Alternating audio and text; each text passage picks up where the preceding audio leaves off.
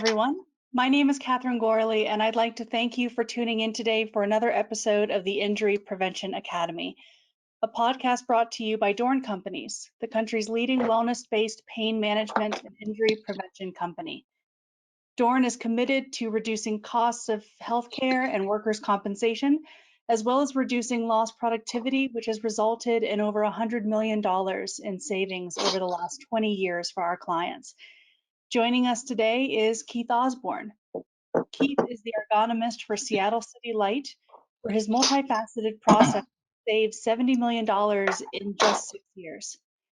Keith is a certified ergonomic assessment specialist, certified wellness specialist, master fitness trainer, Six Sigma Green Belt, and published author. He is the recipient of the HTSI HSE President's Award, Honeywell Aerospace Outstanding Engineer and Innovator Award, and Seattle City Light Safety Director's 2017 Safety Excellence Award. So welcome, Keith. Thank you. Thanks for having me. I'm a little bit in awe. The experience that you bring to Seattle City Light is amazing. Thank you. It's actually my wife found that job for me. It was kind of a weird story.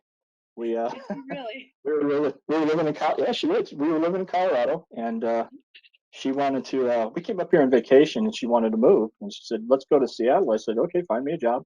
She did, and that's kind of how I ended up at Seattle City Light. So it's kind of a funny story. I tell that every time I do a presentation, and Mm-hmm. people are like, "Really, your wife found the job for you?" Yeah, she did.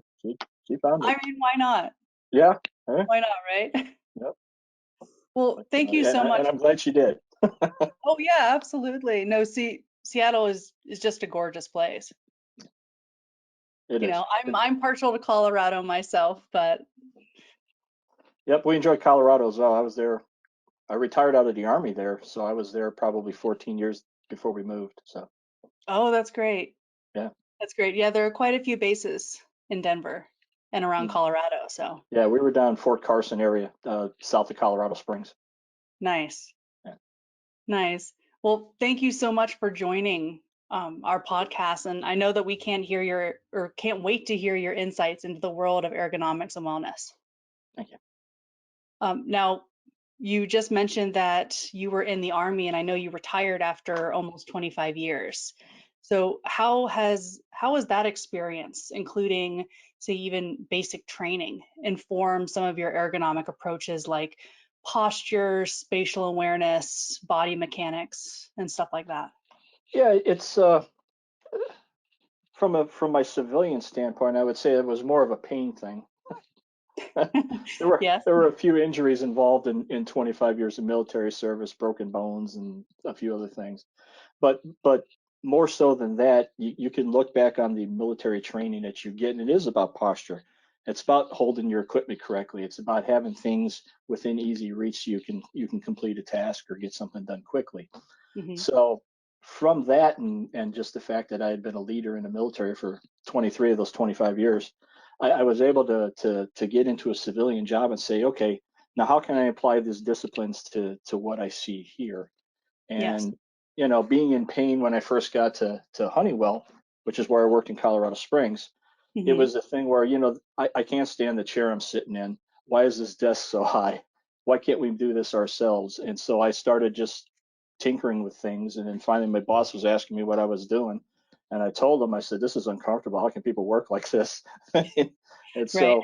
so he said, hey, well, go get certified and take over a process. And so that's what I did, and I built a process down there too that was about as successful as the one here at City Light, although a little bit less for the ROI. It was about 30 million in 5 years, but it was fun, and Still pretty it just impressive. allowed me to get a better understanding of designing work so that the employee, irregardless of their height and their size or whatever, they're comfortable doing that task, whether it's a physical task or whether it's office work. So Yeah, absolutely. And obviously that approach to ergonomics, it really highlights even overall wellness. You know, it's not so much how you sit, how you hold yourself throughout the day is going to translate into the rest of your day, whether or not you're at work. oh yeah, absolutely, Yeah. absolutely. So what do you feel? is, obviously there's the ergonomic side, but what do you feel are the most important components of that successful wellness plan for employees or Uh, for workers? I think more now than ever, people are seeing the ability to integrate ergonomics and wellness together. When I started doing it years ago, people were looking at me like, "Well, you're kind of the only one that's doing this." I didn't know that, but Right? it just made sense to me because ergonomics is about good posture. It's about working within your zone. It's about uh, eliminating wasteful movement, or wasteful reaches, and getting your posture to where it is to where you're comfortable, but also that you're working within your own zone. And wellness is about getting your body ready for work, proper nutrition, sleep, mental health, and just exercise. So I tried to integrate a lot of that stuff when I was at Honeywell. Built a fitness center. I wrote fitness plans for employees that were interested. Nice. Talked to them about their nutrition, that kind of thing. Now I'm not a nutritionist, but I know enough about eating. Yeah. So we tried to integrate all those things together to make a nice cohesive plan, and it turned out to ended up being a Honeywell and an OSHA global best practice down there. And so I tried to carry that up to Seattle City Light. We have our own separate wellness programs and separate wellness coordinator. And it's a little bit more in depth here because it's a city entity. So a lot of those Right. resources are shared throughout the city, not just for Seattle City Light. So we pull some things from them, and we have our employees go into the city-based wellness program to get some more information, not only for themselves but also for their families. Yeah, and having that comprehensive plan, you can carry that just throughout, Oh, absolutely. regardless if you're at City Light, you can go to other areas of the city. Oh, absolutely. Yeah, Yeah. absolutely. Now, just just at City Light, since 2014, your ergonomics program has saved, like you said, over $70 million in potential direct and indirect costs. Yeah. And that's used, but to proactively identify, reduce, and then actually eliminate risk through that engineering and administrative corrective action solutions. Now, what are the key components of that plan? Is that kind of like what you were saying in terms of that overall wellness, but then how does that translate outside of a traditional office environment? Well, for not just the office folks, but everybody involved, it really starts with employee engagement Hmm. and management buy-in. If you get both of those, the program kind of runs itself. This Yes, is a huge multifaceted program that we have here. It's office, it's vehicle, it's field, it's industrial. We even have our own restaurant that we run that's great. we have a company town in New Halem. So that's all Seattle City Light runs. So the vegetation management, landscaping, we have basically hotels up there, bunkhouses and things where contractors come to stay. So we run that. So we have janitorial, we have maids. So we have about 256 different job classifications here at City Light. And Hmm. so the program has to be robust enough to understand all of those, but also streamlined enough that it doesn't overwhelm somebody that they don't want to use it. So we have our online risk management tools. I do one-on-one assessments. It's a little bit different now with COVID because it's more of a remote assessment deal, and people are still they're trying to wrap their heads around it. I have a pretty Absolutely. good understanding about how to do it, and I've been translating that and educating our folks about using remote assessments, taking pictures, taking video. Don't be shy about getting into a trench and taking some video and showing me, hey, this is our problem. What do you think?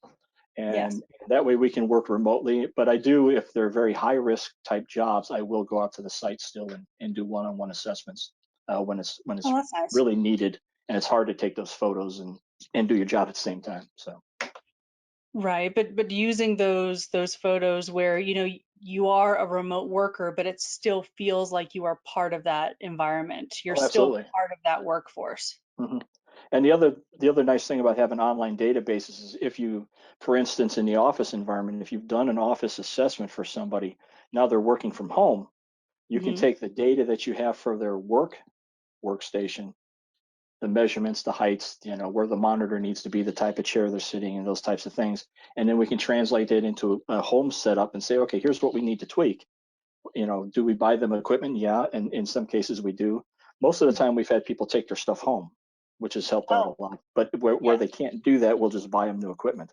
So we have that flexibility within our process. And the process was nice because we started doing slight work from home allowances back in 2019, just as a pilot. Okay, we're going to let people work from home a couple days a week just to see Hmm. how it goes.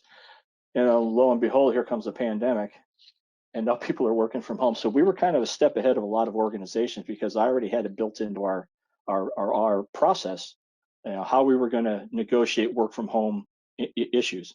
How are we going to do the assessments? How are we going to do the follow-ups? How are we going to get equipment to people? That kind of thing.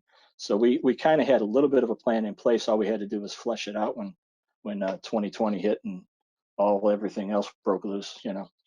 Right, because you already had that pilot program kind Mhm. of in place.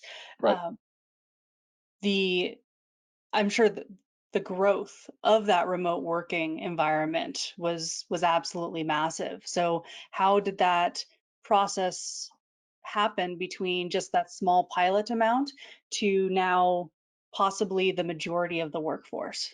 Yeah, we're probably going to end up having, I would say, close to 30 to 35% of our office staff potentially permanently working from home. Even after the pandemic, we're supposed to come back into our offices around the 5th of July. That just depends on whether or not the governor pushes our lockdown out farther or whatever he plans on doing. Right. Um, so based off of that, we kind of looked at everything and said, now we need to flesh out how we get equipment to people a little bit more deeply. Is facilities going to go take it to them? Do the people need to come back in and pick their stuff up? Uh, How when can you they do that order things, safely? yeah, exactly. And the other thing is ordering the equipment. Now, are we going to make people come in to get it and still use the city offices as the delivery point, or are we going to go ahead and have procurement ship it to the person's house? And so we had to work through a lot of those things, and obviously the sanitation of equipment as it goes back and forth between a home and the office itself. So there were little tiny things that we had to tweak. But overall, the process was there. The tools were already there. It was just a matter of pushing out some messages and letting people know, hey, look, just because you're working from home, don't forget to do this. When you're working from home, don't forget to do these things. Yeah. I had a home office tips presentation slide deck, training deck, however you want to word it.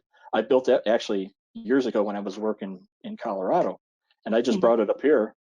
Obviously changed the slides a little bit, but sent that out to everybody. Here's your home office tips, and it has to do with just safety. Hmm. Wrapping up your cords, making sure there's no trip hazards. Don't plug 700 things Absolutely. into one surge protector. Those, small things like that. Keep your stairs clear, Hmm. and so that's available for people. There's a preferred vendor list. There's a preferred equipment list, so people can have a quick go-to list of, okay, maybe I should try these things. And it doesn't mean we're stuck to that. There's still other pieces of equipment that we can use, but it gives them an idea of, oh, okay, if I get this into my house, this might work, or this is not what I'm looking for. Maybe I need to talk to your ergonomist a little bit farther. Right. Right. And then did you find that that focus on getting everyone remote so quickly, did you have to tailor those different kind of processes based on generational differences, or was it Oh yeah, really just based on the prior existence of, say, someone having a personal office space? yeah, a little of both. You had to tailor some things. Some folks that had some pre-existing physical conditions Mhm. that we kind of compensated for in the office. We now we had to do it at home for them.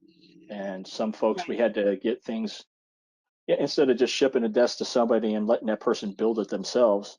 We asked the vendor, build it and then ship, that kind of thing. So that way it shows up already ready to go.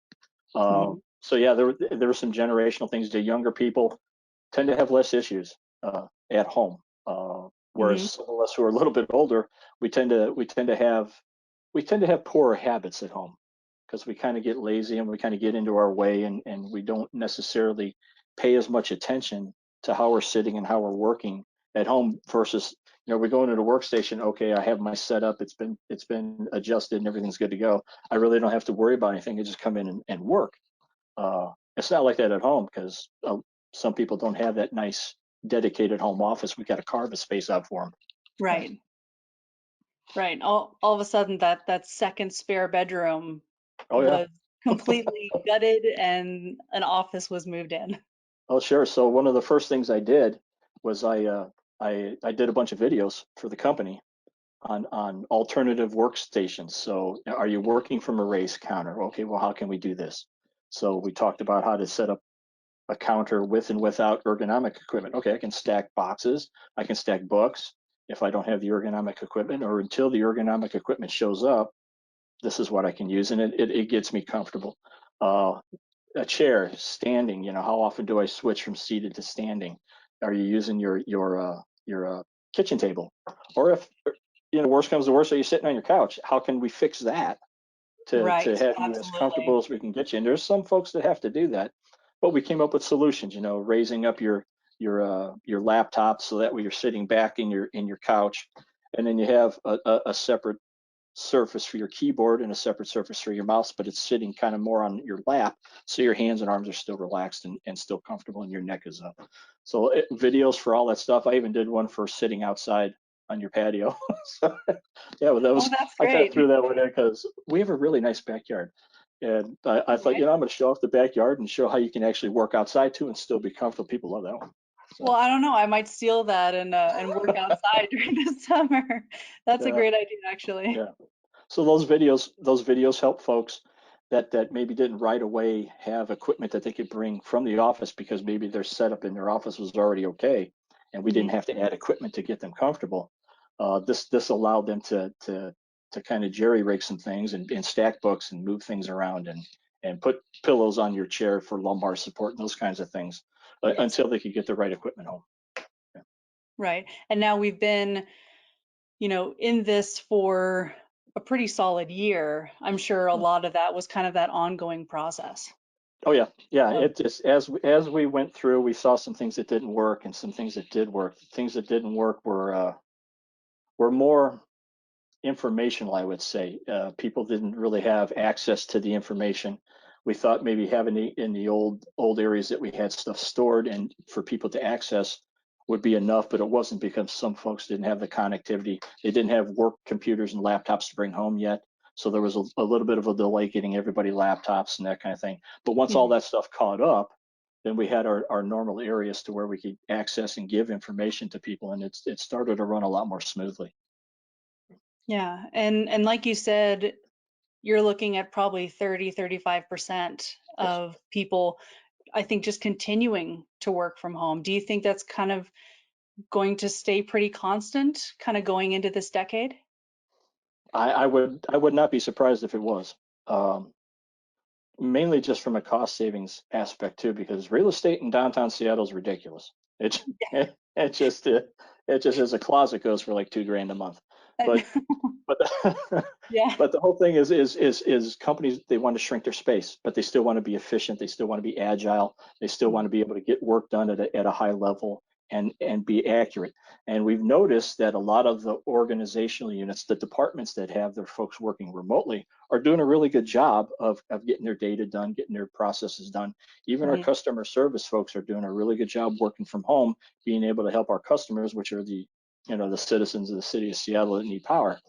Yes. So having said all that, the senior management is looking at probably keeping, like I said, 30 to 35% of people home because it's still efficient. Now we can shrink our footprints in the city of Seattle, spend less on real estate, and maybe put more money into capital improvements and other things that we can do to help the employees. Absolutely, Yeah. absolutely. And having that balance, you know, obviously having it work for your employees, but working for the city of Seattle as well.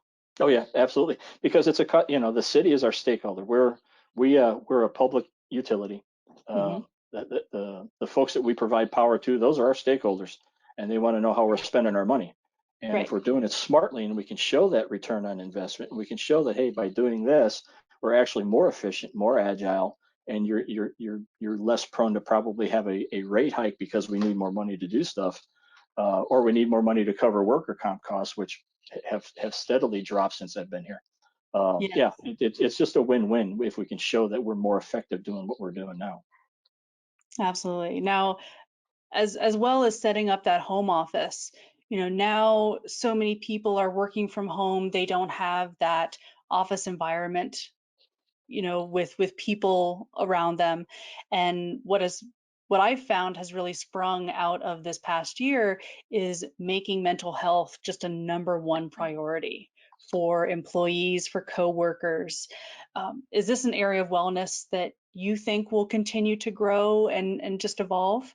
And I guess, are there any other areas that you think will have that same? I think the workplace athlete programs, I think companies that provide desktop solutions to encourage micro breaks for office workers, but Hmm. incorporate also some stretching and some exercises within that micro break solution.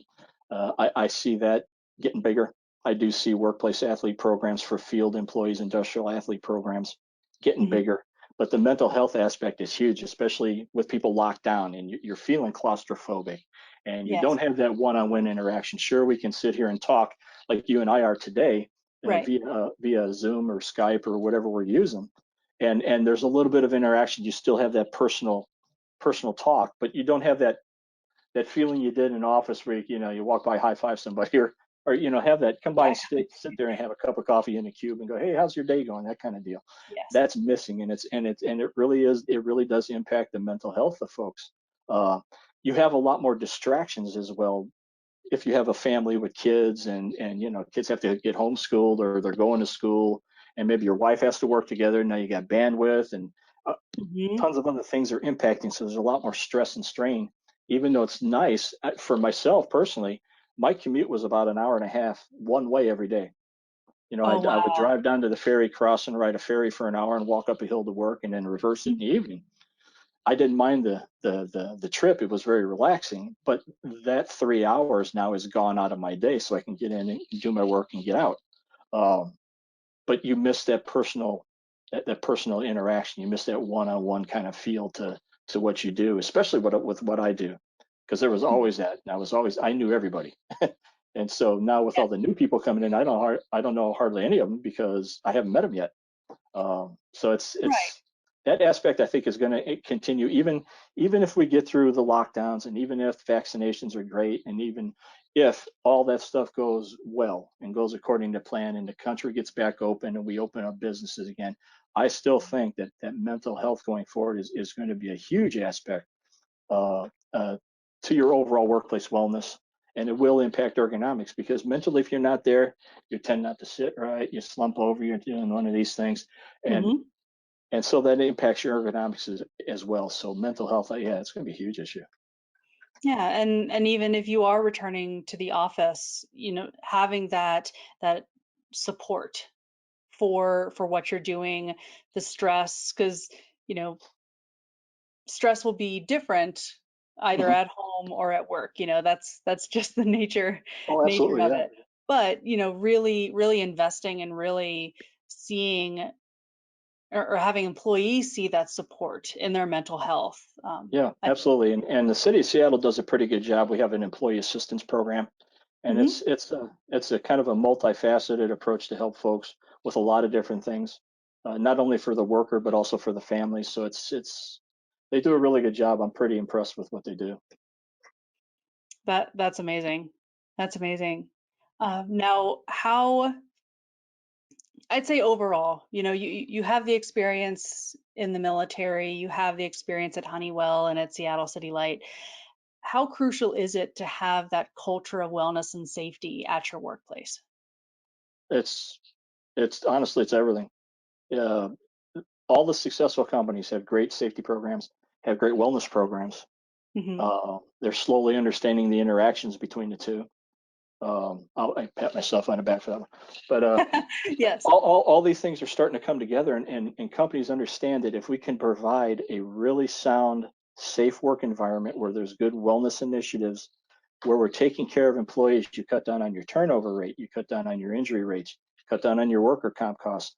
But more importantly than that, you've already increased your productivity, you're increasing your efficiencies, and you're making employees understand that hey, we do care about you. We care about how you work, we care about how you feel, and employees are more apt to go that extra mile to be a little bit more effective, but also to be a little bit more situational aware and understand that hey, if you're working in a crew, if you're working with other people, you're a team, look out for your teammates. and then that translates to people going home healthier at the end of the day. Absolutely, because that work-life balance, you obviously want to keep that balance, but they're going to bleed into each other. So if you Mhm. can establish that wellness, that proper body mechanics at work, that will absolutely carry over into your personal life. Oh yeah, absolutely, without a doubt. Yeah. Now, how, in terms of that culture of wellness and safety, it's easy to do some of those, direct contact, levels of safety. How do you actually integrate maybe more virtual solutions? Is that Developing, something that you do? we're starting to get more into that. Our workplace athlete program. Uh, Hmm.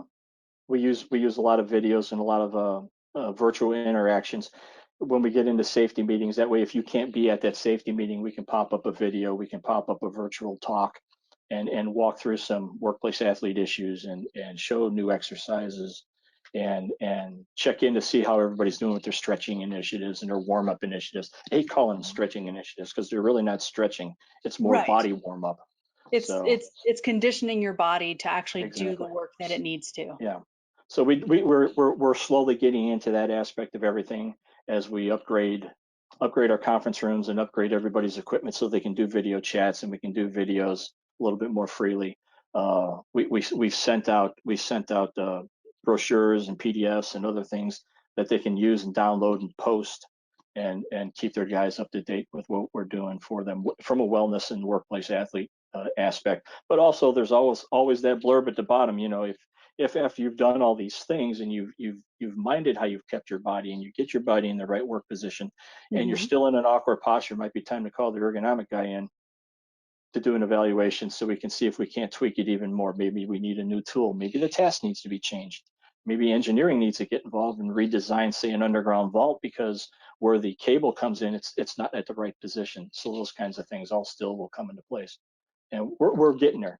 We are, I would say, we're more proactive in the office environment than we are with the field workers.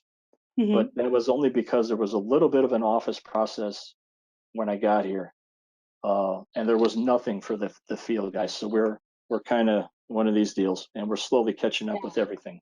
And it's nice to see. It's nice to see how this is evolving. It's nice to see that we can and do continuously improve every year, which is Yes. vital for any kind of a safety and wellness initiative. You have to be able to show that you can continuously improve. And we review lagging indicators every year, but leading Hmm. indicators are the ones that build your lagging indicators. We review those every month. I do. I Hmm. send reports to my boss so she kind of knows the trends and what's being analyzed, so she knows where we're heading. And then at the end of the year, we do a deep dive and say, okay, now what do we need to do better? What do we need to correct? And then obviously we want to pat ourselves on the back for things that are going well, and so we're able to do that every year. And analytics are analytics and numbers don't lie, and return on investment here is close to 100 to 1. So we're really doing really well, helping our employees out. Yeah, and having those plans be something that you can actually truly grow on is going to be, I think, paramount.